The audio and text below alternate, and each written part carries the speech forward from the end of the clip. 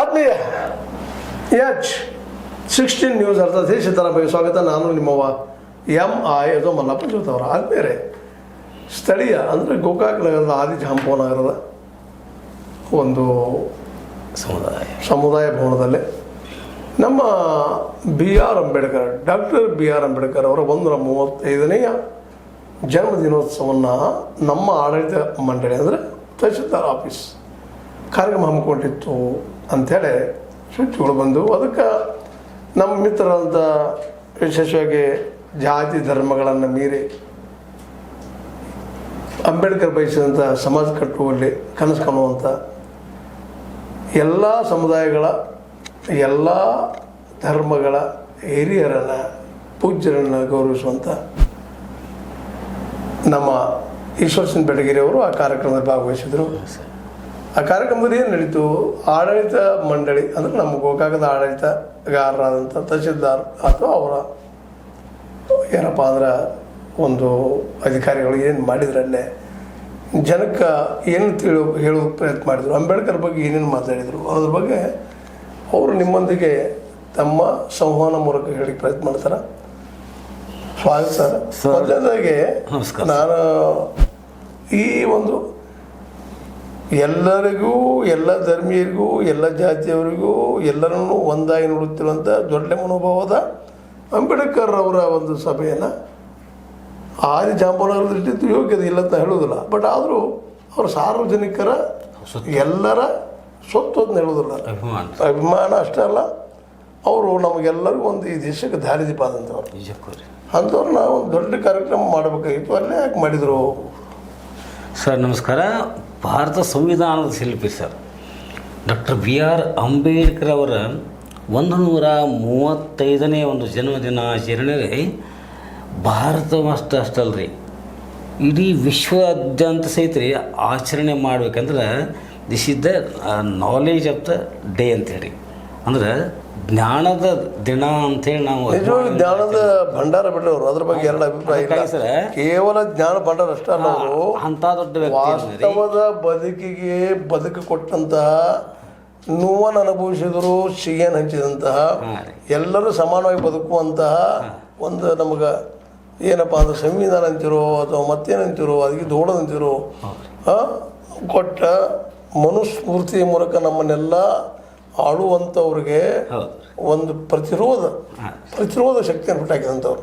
ನಿಜಕ್ಕೂ ಸರ್. ಇವತ್ತು ಅದ ಜನ ಇವತ್ತು ಅನಿವಾರ್ಯ, ಯಾಕಂದ್ರೆ ಈ ದೇಶದ ಬಹುಸಂಖ್ಯಾತರು ನಮ್ಮ ದಲಿತರು, ನಮ್ಮ ಆದಿವಾಸಿಗಳು, ನಮ್ಮ ಇಲ್ಲಿಯ ಹಿಂದುಳಿದವರು, ಇವರೆಲ್ಲರೂ ನಮ್ಮ ದೇಶದ ಮತ್ತು ರೈತರು ಜೊತೆಗೆ ಅಲ್ಪಸಂಖ್ಯಾತರು ಸಹಿತ ನಿಜಕ್ಕೂ ಅವ್ರೆಲ್ಲರೂ ಒಳಗೊಳ್ಳುವಂತಹ ಒಂದು ಸಂವಿಧಾನ ಕೊಟ್ಟುಕೊಂಡು, ಮತ್ತು ಅದೇ ಕಾಲಕ್ಕೆ ಧರ್ಮ ಪೂಜೆ ಮಾಡೋರು ಮಾಡ್ರಪ್ಪ ಅಂತ ಹೇಳುವಂಥ ಧಾರ್ಮಿಕ ಸ್ವತಂತ್ರ ನೀಡಿದಂಥದ್ದು ಸಣ್ಣದಲ್ಲ. ಹೌದು.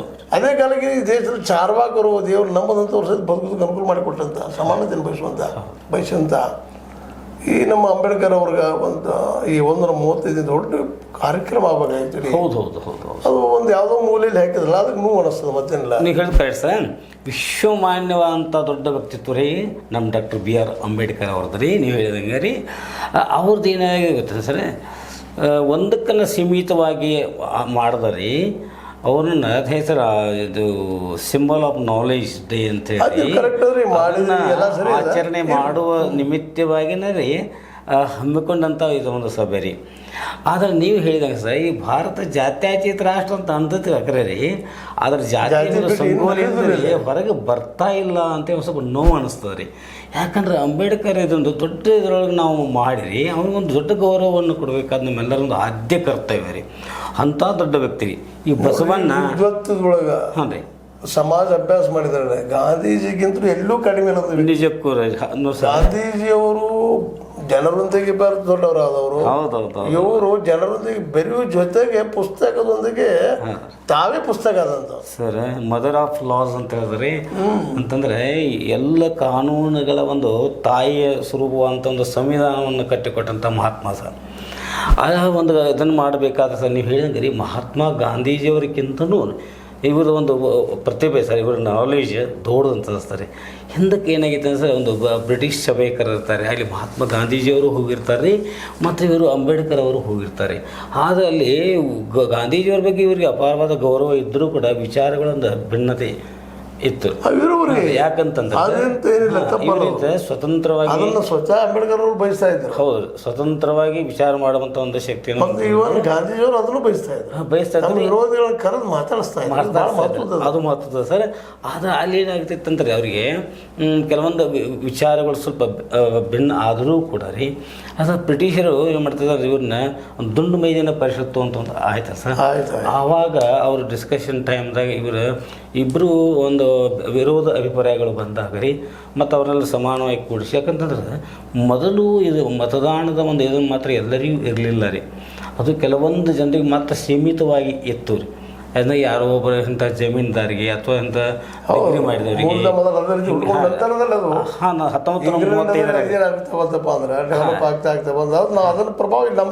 ಅದನ್ನು ನಮ್ಮ ಅಂಬೇಡ್ಕರ್ ಅವರು ಹೇಳಿದ್ರೆ ಇಲ್ಲ, ಸಮಾನವಾಗಿ ಸಿಗಬೇಕು ಅಂಥೇಳಿ ಅವ್ರನ್ನ ಮಾಡಿ ಅಲ್ಲಿ ಇದ್ರಾಗ ಒಂದು ಪಾಸ್ ಮಾಡಿ ಮಹಾತ್ಮ ಗಾಂಧಿಯವರಿಗೆ ಒಂದು ಕಾಂಪ್ರಮೈಸ್ ಮಾಡಿಸಿ ಇದನ್ನು ಮಾಡಿದ ನಂತರ ಮೊದಲು 21 ವರ್ಷಕ್ಕೆ ಮತದಾನ ಅಂತ ಬರ್ತದೆ ರೀ. ಆಮೇಲೆ ಸರ್ ಭಾರತ 1947ರಾಗಿನ ಸ್ವತಂತ್ರ ಆದ ನಂತರ ರೀ, ಆ ಸಂವಿಧಾನ ರಚನೆ ಒಂದು ಇದನ್ನು ಇವ್ರು ಕೊಟ್ಟಾಗ ರೀ, ಡಾಕ್ಟರ್ ಬಾಬು ರಾಜೇಂದ್ರ ಪ್ರಸಾದ್ ಅವರ ಅಧ್ಯಕ್ಷತೆ ಇದ್ದಾಗ ಇವರು ಒಂದು ಸಂವಿಧಾನದ ಇವರು ಸಮಿತಿಯ ಅಧ್ಯಕ್ಷರಾಗಿದ್ರಿ. ಭಾಳ ಸರ್ ನೀವು ಹೇಳಿದಾಗ ಸರ್, ಅದು ದೊಡ್ಡ ಒಂದು ವ್ಯಕ್ತಿತ್ವ ಇವ್ರದ್ರಿ. ಇಷ್ಟು ಅಭ್ಯಾಸ ಮಾಡಿದ್ದಾರೆ ಸರ್ ಅವರು. ಅಭ್ಯಾಸ ಮಾಡೋದಂತಂದರೆ ಎಲ್ಲ ಒಂದು ರಾಷ್ಟ್ರಗಳಿಗೂ ಕೂಡ ರೀ, ಸುಮಾರು 190 ರಾಷ್ಟ್ರಗಳಿಗೆ ಮಾದರಿಯಾದಂಥ ಒಂದು ಸಂವಿಧಾನವನ್ನು, ಲಿಖಿತ ಸಂವಿಧಾನವನ್ನು ಭಾರತಕ್ಕೆ ಕೊಟ್ಟಂಥ ಮಹಾತ್ಮ ಸರ್. ನಿಜವಾಗಿ ಇವರು ಮಹಾತ್ಮರೇ ಸರ್. ಮತ್ತು ಬುದ್ಧ ಮತ್ತು ಬಸವ ಇವರ ತತ್ವಗಳನ್ನು ಸರ್ ಜೀವನದಲ್ಲಿ ಅಳವಡಿಸಿಕೊಂಡಂಥ ಧೀಮಂತ ವ್ಯಕ್ತಿ ರೀ. ಮುಂದೆ ತನಗೆ ಎಷ್ಟೇ ಕಷ್ಟ ಬಂದು ನೀವು ಹೇಳಿರಿ, ಕಷ್ಟಗಳನ್ನು ಅನುಭವಿಸಿದರೂ ಕೂಡ ಸರ್, ನನ್ನ ಜನ, ನನ್ನ ದೇಶ ಇದು ಒಂದು ಸುಭದ್ರ ಆಗಬೇಕಾದ್ರೆ ನಾನು ಏನು ಕಟ್ಟಿಕೊಟ್ಟಂಥ ಈ ಸಂವಿಧಾನವನ್ನು ಮೂಲಭೂತ ಹಕ್ಕು ಮತ್ತು ಕರ್ತವ್ಯಗಳನ್ನು ಕೇವಲ 20 ವರ್ಷಗಳ ಪರ್ಯಂತರವಾಗಿ ಅದನ್ನು ಸರಿಯಾಗಿ ಅನುಷ್ಠಾನದಾಗ ತಂದದ್ದಾದ್ರೆ ನಮ್ಮ ರಾಷ್ಟ್ರ ಸುಭಿಕ್ಷು ಆಗ್ತದೆ ಅಂತೇಳಿ ಒಂದು ದೃಢತೆ ಒಂದು ಆತ್ಮವಿಶ್ವಾಸವನ್ನು ಇಟ್ಟುಕೊಂಡಂಥ ಶ್ರೇಷ್ಠ ವ್ಯಕ್ತಿ ಸರ್ ಡಾಕ್ಟರ್ BR ಅಂಬೇಡ್ಕರ್ ಅವರು. ಅಲ್ಲಿ ಏನು ನಡೀತು ಸರ್ ಫಂಕ್ಷನ್ ಕುರಿತು ಸರ್, ವಿಶೇಷವಾಗಿ ನಮ್ಮ ಒಬ್ಬರು ಸತೀಶ್ ಸುಲ್ಲಾತ್ರ ಅಂಬೇಡ್ಕರ್ ಅವರು ಕುರಿತು ಒಂದು ಗೀತೆಯನ್ನು ಹಾಡಿದ್ರೆ, ಎಲ್ಲ ಕಂದ ನೀನು ಡಾಕ್ಟರ್ ಅಂಬೇಡ್ಕರ್ ಅಂತ ಆಗು ಅಂತೇಳಿ ಅಥನೇ ಅವ್ರು ರೀ. ಮುಂದೆ ಮಲವಣ್ಣ ಅವರಂತೆ ಸರ್ ಅವರು ಸ್ವಾಗತ ಮಾಡಿದ್ರಿ. ಆಮೇಲೆ ಸರ್ ಬಾಬಾ ಸಾಹೇಬ್ ಕಂಬಳಕ್ ಅಂತೇಳಿ ಅಥನೇ ಅವ್ರು ವಕೀಲರು ಸರ್. ಅವರು ಇಷ್ಟು ಚಂದ ಇವರು ಡಾಕ್ಟರ್ BR ಅಂಬೇಡ್ಕರ್ ಜೀವನವನ್ನು ಕಟ್ಟಿಕೊಟ್ಟಲ್ಲ ಸರ್. ನಿಜವಾಗಿ ಅವರ ಜೀವನ ಎಲ್ಲರಿಗೂ ಗೊತ್ತಿದ್ದರೂ ಕೂಡ ಮತ್ತೆ ಕೇಳಬೇಕಾದ್ರೆ ತುಳಿತಕ್ಕೆ ಒಳಗಾದರಿ. ಮುಂದೆ ಒಂದು ಬಡತನದ ಸಂಕೋಲಿಂದ ರೀ ದಾಟಿ ಕೆಲವೊಂದು ಇದಕ್ಕಾಗಿ ಸರ್ ಭಾಳಷ್ಟು ಅವಮಾನಗಳನ್ನು ಎದುರಿಸಿ ಸರ್ ಒಂಥರ ಏನಾಯ್ತಂದ್ರೆ ಒಂದು ಶಿಲೆಗತೆ ಆಗಿಬಿಡ್ತಾರೆ ರೀ. ಆಮೇಲೆ ಒಂದು ದೃಢದಿಂದ ಏನನ್ನಾದರೂ ಕೊಡಬೇಕು ನನ್ನ ಜನಾಂಗ ಅಂತೇಳಿ ಸೀಮಿತವಾಗಿ ಇರಲಿಲ್ಲ ರೀ. ಅಲ್ಲಿ ನನ್ನ ಒಂದು ಇದು ಬರ್ತೈತೆ ಸರ್ ಇಲ್ಲಿ ಅವ್ರ ಸಲುವಾಗಿ ರೀ, ವಿ ಆರ್ ಫಾರ್ ಹಿಮ್ ಅಂತ ಹೆಂಗೆ ಬರ್ತದೆ ಸರ್, ಅಂದ್ರೆ who shows the reality in our life that we are celebrating, we are here because of him ಅಂತ ಡಾಕ್ಟರ್ BR ಅಂಬೇಡ್ಕರ್ ಅಂತೇಳಿ. ಇದು ವಿ ಎನ್ನುವಂಥ ಒಂದು ಶಬ್ದಕ್ಕೆ ಅವ್ರು ಇಷ್ಟು ಚಂದ ಕೊಟ್ಟರು ಸರ್. ನಾಟ್ ಓನ್ಲಿ ನಮ್ಮ ಸೀಮಿತವಾದಂಥ ಒಂದು ಜನಾಂಗ ಅಷ್ಟೇ ಅಲ್ಲ ರೀ, ಇಡೀ ಭಾರತೀಯರು ಅಷ್ಟೇ ಅಲ್ಲ ರೀ, ಇಡೀ ವಿಶ್ವದ ಪ್ರತಿಯೊಬ್ಬರೂ ಕೂಡ ರೀ ಡಾಕ್ಟರ್ ಅಂಬೇಡ್ಕರ್ ಅವರನ್ನು ಸ್ಮರಣೆ ಮಾಡಬೇಕಾದ್ದು ಅಂಥೇಳಿ ಅಲ್ಲಿ ಒಂದು ಇದು ಬಂತು ಸರ್. ಯಾಕಂದರೆ ಅಂಬೇಡ್ಕರ್ ಕೇವಲ ನಮ್ಗೆ ಅನಿಸ್ತದೆ ರೀ ಅಷ್ಟಕ್ಕಾಗಿ ಮಾಡಿದರು, ಇಡೀ ಸಮಗ್ರ ದೇಶದ ಪ್ರತಿಯೊಬ್ಬ ಪ್ರಜೆಯ ಒಂದು ಅಭ್ಯುದಯವನ್ನು ಈಗ ಧ್ಯೇಯವಾಗಿ ಇಟ್ಕೊಂಡ್ರಿ ಅವ್ರು ಮಾಡಿದ್ರಿ. ಹೀಗಾಗಿ ಅವ್ರನ್ನ ನಾವು ಸಂವಿಧಾನದ ಶಿಲ್ಪಿ ಅಂತ ಹೋಗ್ಕೋತೀವಿ.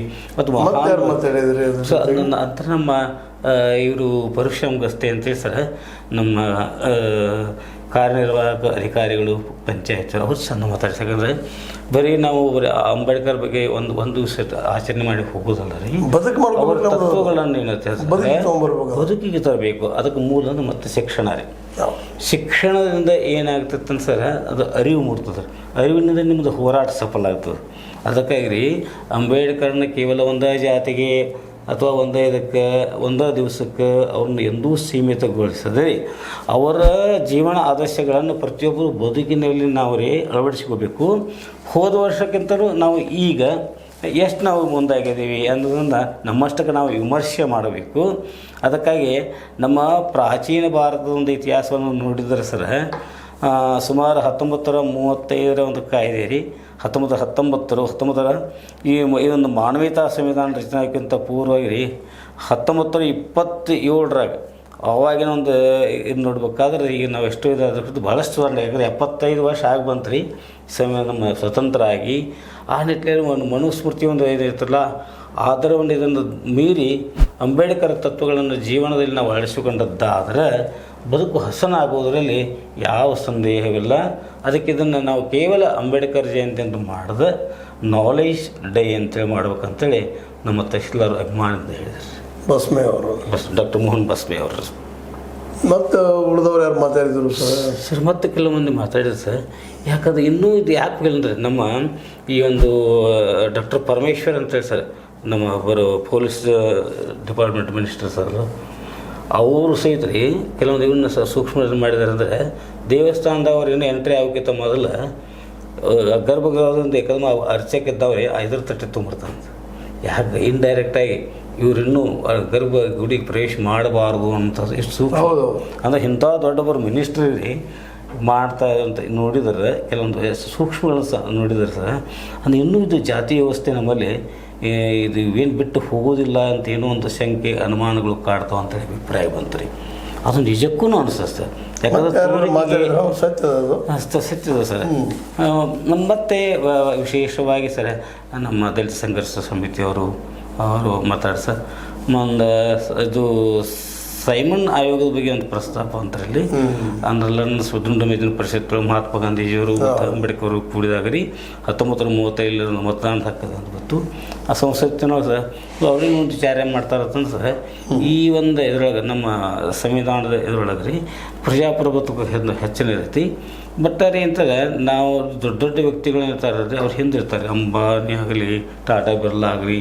ಆದರೆ ರಾಜಕೀಯ ಪ್ರವೇಶ ಮಾಡುವಂಥ ವ್ಯಕ್ತಿಗಳನ್ನ ನೋಡಿದರೆ ದಲಿತವರು ಇಂಥವ್ರು ಯಾಕೆ ಬರಬಾರ್ದು, ಇವರು ಯಾಕೆ ಆ ರಾಜಕೀಯ ಚುಕ್ಕಾಣಿಯನ್ನು ಯಾಕೆ ಹಿಡಿಬಾರ್ದು ಅಂತ ಹೇಳಿದ್ರೆ ಆದರೆ ಅದಕ್ಕೆ ಮತ್ತೆ ಬೇರೆ ಒಂದು ಕಾರಣ ಕೊಡ್ತಾರೆ. ಯಾಕಂತಂದ್ರೆ ಪ್ರಾಬಲ್ಯ ಅನ್ನೋದು ಇರ್ತದೆ. ಆರ್ಥಿಕವಾಗಿ ಮತ್ತು ನೀವು ಹೇಳ್ತಾರಲ್ಲ ಶಿಕ್ಷಣ ಜೊತೆ ಹೋರಾಟ, ಆಮೇಲೆ ನಾವು ಆರ್ಥಿಕ ಸಂಪನ್ಮೂಲಗಳನ್ನು ಕ್ರೋಢೀಕರಣ ಮಾಡಿಕೊಡ್ಬೇಕು. ಅಂದ್ರೆ ನಾವು ರಾಜಕೀಯ ಗದ್ದುಗೆಗಳನ್ನ ಹಿಡಲಿಕ್ಕೆ ಸಾಧ್ಯ ಅಂತ ಹೇಳ್ತೀವಿ. ಅದಕ್ಕೆ ಮೂಲ ಅಂದರೆ ಶಿಕ್ಷಣ. ಆದ್ಮೇಲೆ ಇಲ್ಲಿವರೆಗೆ ನಮ್ಮ ಆಡಳಿತಗಾರರು, ಗೋಕಾಕ್ ಆಡಳಿತದ ತಹಶೀಲ್ದಾರ್ ಕಚೇರಿ ಅಧಿಕಾರಿಗಳು ನಡೆಸಿಕೊಟ್ಟಂಥ, ಜೊತೆಗೆ ನಮ್ಮ ಸಹೋದರರು, ನಮ್ಮ ಅಂಬೇಡ್ಕರನ್ನು ಸರಿಯಾಗಿ ಅಭ್ಯಾಸ ಮಾಡಿದವರು, ಅವರ ಮೇಲೆ ಪ್ರೀತಿ ಇಟ್ಟಂಥವರು ಎಲ್ಲರೂ ಕೂಡಿಕೊಂಡು ಅವರಿಗೆ, ನಮ್ಮ ಅಂಬೇಡ್ಕರ್ ಅವರಿಗೆ ನುಡಿನಮನ ಸಲ್ಲಿಸಿ ಅವರ ಶ್ರೇಷ್ಠ ವ್ಯಕ್ತಿತ್ವವನ್ನು ಎಲ್ಲರಿಗೂ ಮುಟ್ಟಿಸುವಂಥ ಕೆಲಸವನ್ನು ಮಾಡಿದ್ದಾರೆ. ಇನ್ನು ಮುಂದೆ ಮಾಡ್ತಾರೆ ಅನ್ನೋಂಥ ವಿಶ್ವಾಸದಿಂದ ಇಂಥ ಕಾರ್ಯಕ್ರಮ ಮೇಲಿಂದೆಲ್ಲ ಆಗ್ತಾ ಇರಬೇಕು. ಕೇವಲ ಒಂದು ಸಮುದಾಯಕ್ಕೆ ಇವರು ಸೀಮಿತ ಆಗಲಾರ್ದು ಇಡೀ ಮಾನವ ಸಮುದಾಯಕ್ಕೆ ಸೀಮಿತ ಆಗುವಂಥದ್ದು ವಿಸ್ತರಣೆ ಕೊಡಬೇಕಾಗಿದೆ. ಆ ದಿಶೆಯಲ್ಲಿ ಎಲ್ಲರೂ ಕೂಡಿ ಮಾಡಿದರೆ ಆಗ್ತದೆ, ಒಬ್ಬರಿಂದ ಆಗುವಂಥದ್ದಲ್ಲ ಅಂತ ಹೇಳ್ತಾ ನಮ್ಮ ಅಂಬೇಡ್ಕರ್ ಅವರಿಗೆ ನಮ್ಮ ಸ್ವಲ್ಪ ನುಡಿ ನಮನವನ್ನು ಸಲ್ಲಿಸಿದ್ದೀವಿ. ಅವರ ಶಿಕ್ಷಣ ಮತ್ತು ಆರ್ಥಿಕ ನೀತಿಗಳು ನಮ್ಮಲ್ಲಿ ಬರಲಿ, ನಮ್ಮ ಅಳವಡಿಸ್ಕೊಳ್ಳಿ, ನಮ್ಮ ಕಾಲಮೇಲೆ ನಿಲ್ಲುವಂಥ ವ್ಯವಸ್ಥೆ ಬರಲಿ ಅಂತ ಹೇಳ್ತಾ ತಾವು ಬಂದ್ರಿ, ಮಾತಾಡ್ರಿ. ತಮಗೂ ವಂದನೆಗಳು. ಜೊತೆಗೆ ನೋಡುತ್ತಿರುವಂಥ ಎಲ್ಲರಿಗೂ ವಂದನೆಗಳು. ಇದನ್ನು ನೋಡ್ತಾ ಇರ್ರಿ, ಲೈಕ್ ಮಾಡ್ತಾ ಇರ್ರಿ, ಅದೇ ಕಾಲಕ್ಕೆ ಇದನ್ನು ಏನಪ್ಪ ಅಂದ್ರೆ ಶೇರ್ ಮಾಡ್ತಾ ಇರ್ರಿ ಅಂತ ಹೇಳ್ತಾ ಇದು H16 ನ್ಯೂಸ್ ಅರ್ಥ ದೇಶ ತರಾಮಿದು ಸತ್ಯದ ಕೈಗೊಂಡು ವಂದನೆಗಳು. ಧನ್ಯವಾದ.